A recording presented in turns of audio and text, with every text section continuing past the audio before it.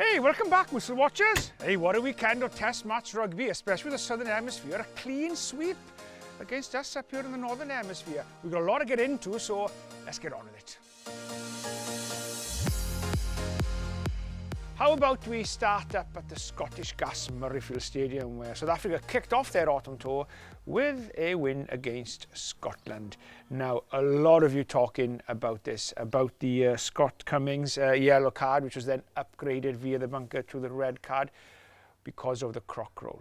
Right, let's get this quite clear first of all. The croc roll is a very, very dangerous part of the game. It's a part of the game which everybody, the players, the coaches, the officials, everybody wants it out of the game because it has ended players' careers.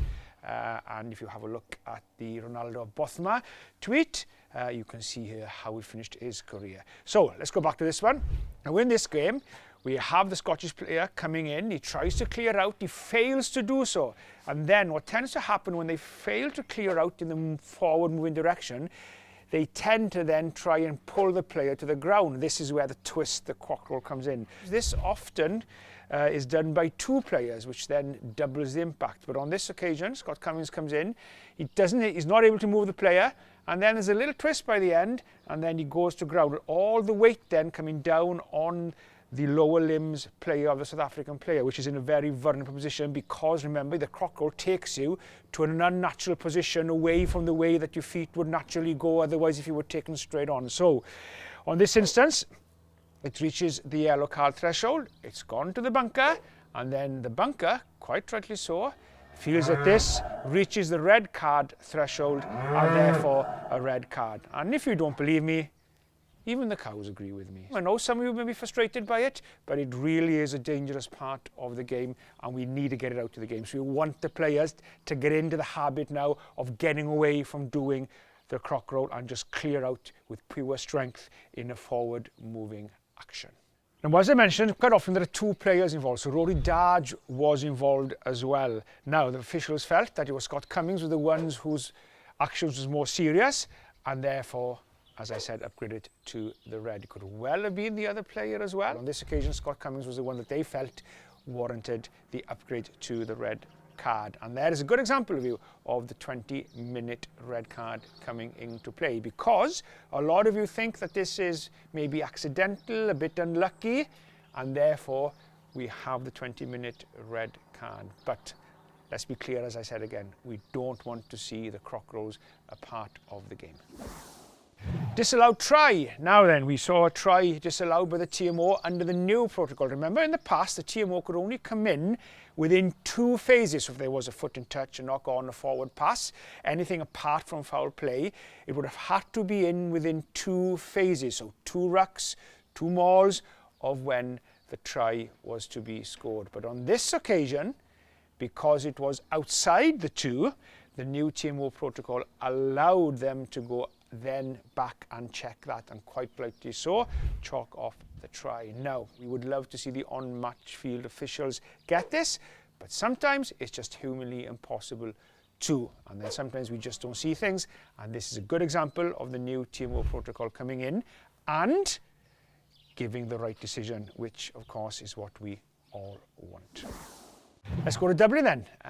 Friday night lights, where New Zealand beat the hosts Ireland, to a lot of people's surprise, mine included as well, but there we go. Jody Barrett was yellow carded for a head contact collision. Now let's have a look at it. So, do we have head contact? Yes, we do. Now then, what happens then if we have head contact? We need to decide if there's foul play. If there's no foul play, there's nothing wrong, then it could well just be a rugby collision and we play on. But the officials, quite rightly so, deem there is foul play. So it reaches the yellow card threshold. It now then goes to the bunker. Now the bunker has to decide, was this foul play a high degree of danger? Was it always illegal? So if he's leading with the shoulder, leading with the head, so the attempt was not legal or would have been legal if it wasn't for mitigation, then obviously then the mitigation would not take part of it. But on this occasion, they believe it's a low degree of danger because everything was legal apart from there was head contact, there was uprightness, and we do have a head collision. So because of the low degree of danger,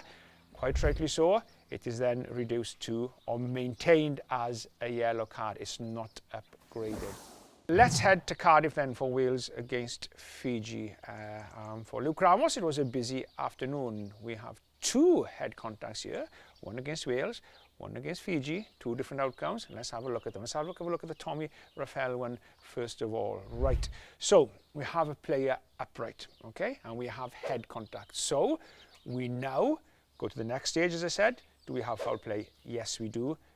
Threshold yellow card to the bunker. The bunker, quite rightly so, feels that everything was legal. So he was trying to do everything legal, just he did not get his height down enough in time, and there was no mitigation on the other side to warrant anything but the yellow card. So we have then a tackle by Semi Radradra, and we reach the yellow card threshold because we do have head contact. So we go to the bunker.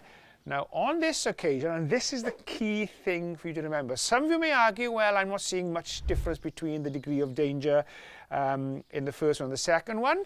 I probably think there's probably more of a degree of danger in the second one, and this is the reason why. Because his actions are illegal. So there's no attempt to wrap. As he makes contact with the Wales full-back head, the shoulder is down, the arm is down by the side, so we do not have a legal attempt to wrap. Now, if he was in the process of making a legal attempt to wrap, and the Welsh full-back then dips down, so we have mitigation, but he was trying to do everything legal, but just because of mitigation, we would have remained on a yellow card. But because he's always illegal, then mitigation does not play a part of it. So 2 different outcomes, and again here, we saw it upgraded to the 20-minute red card, where Fiji then were able to replace the player after 20 minutes. So that's it for Whistle Watch this week. I'm sure we'll have some more things to discuss next week, but now it's time for your Emirates fans questions. Right, let's get into it then. First question is by Phil Rice, E60. Hi Nigel, is it possible for the ball carrier to be guilty of head-to-head contact? Cheers, Pip in New Zealand. Yes, Pip, because if it's an unnatural action, so let's say you're carrying the ball and then you deliberately put the head into a player, then yes. Now, if you're sort of naturally going to go down and it's a natural action and there's head contact, then obviously it wouldn't be deemed that you were doing anything wrong. But if it's a natural, so you're actually going to lead with a head, whether you have the ball or not, then yes, it can still be foul play. So good question there, Pip. At Robert Evans G3M. Hi Nigel, I've always wondered if a player gets a yellow card for foul play and leaves the field, then the TMO comes in with a knock-on by the opposition, predating the foul play. Does a yellow card get rescinded and the player allowed to come back on? Very good question. Now, no, it doesn't. So think about it like this. Turn it around opposite.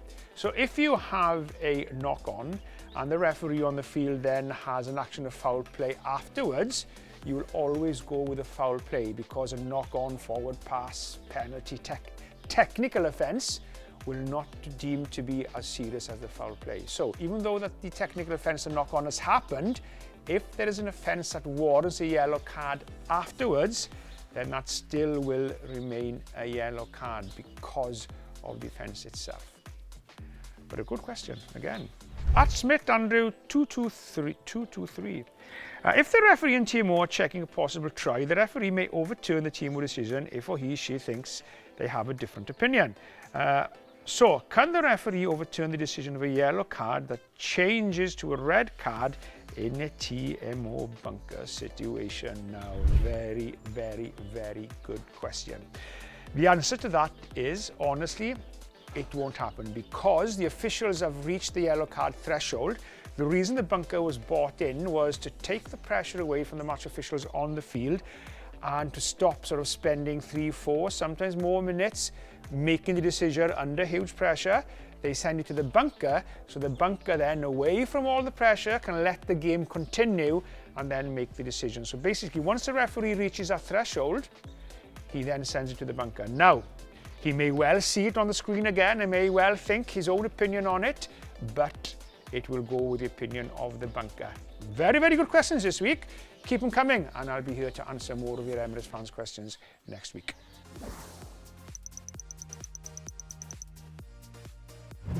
Now then, we saw some incredible matches over the weekend. Some brilliant rugby played and some superstars as well standing out in their performances. So here are my top 3, and let's start with this one.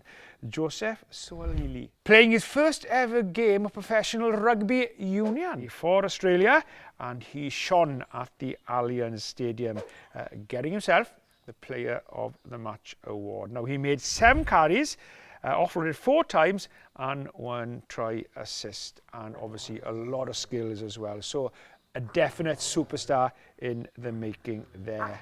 Let's head over to Dublin then. Damien McKenzie, always been a great player to watch, always very, very exciting, and he put in a dazzling performance, didn't he, in Dublin on Friday night. Fair play to him.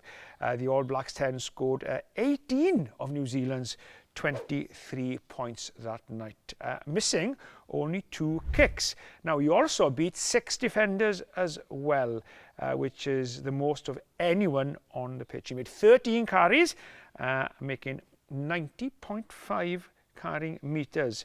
Again, the most of anybody on Friday night. Let's head over then to Italy, where Thomas Albronoz, the Argentinian fly half, had a game to remember against Italy in their big win over the Azzurri. He scored 20 points in a commanding Los Pumas performance and win, and scored 1 try as well. Kicked 6 conversions and kicked a penalty in his scoring tally. So a great performance there by the 27-year-old. So there you are.